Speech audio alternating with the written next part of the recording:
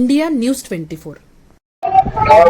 आज 8 मार्च महिला दिनानिमित्त आपण सर्व धर्म समूहामध्ये शिकवून दिली आहे आपल्या कवठा गावाबद्दल काय सांगा? निश्चितच कवठा मसाला हे नुसतं गाव नसून हा पूर्ण भारत देश आहे। या माझ्या गावात प्रत्येक पंथाचे प्रत्येक जाती धर्माचे लोक वास्तव्याला असल्यामुळे सर्वांची मर्जी राखणं एक सरपंचाचं प्रामाणिकपणाचं कर्तव्य असते आणि ते कर्तव्य मी माझे सन्मान्य सदस्य, माझ्या गावातले नागरिक, आमचे बचत गट, शाळेच्या शिक्षिका किंवा अंगणवाडी सेविका या सर्वांच्या मदतीनं हा एक म्हणजे एकोप्याचा कार्यक्रम करायचा प्रामाणिक प्रयत्न नेहमीच कवठा ग्रामपंचायत करत असते।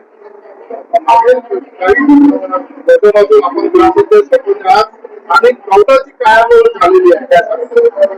नक्कीच याच्या अगोदर जे लोक होते प्रस्तावित त्यांनी जे काम करायला पाहिजे होतं तशा प्रकारे त्यांनी काम केलं नाही।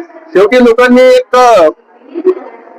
आपण वारंवार वोटिंग करतो पण आपलं बेनिफिट काही होऊन नाही राहिला है। वो एक बार इसको देखे देखते त्या चक्कर मध्ये हे सर्व बॉडी एकमतानं गावाच्या लोकांनी निवडून आणली आहे।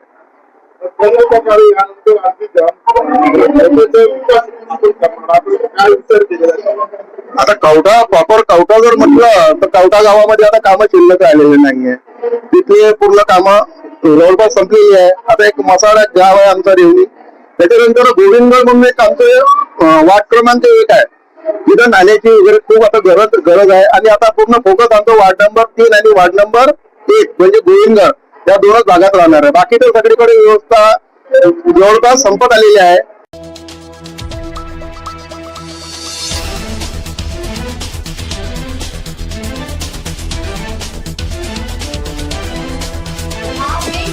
India news 24।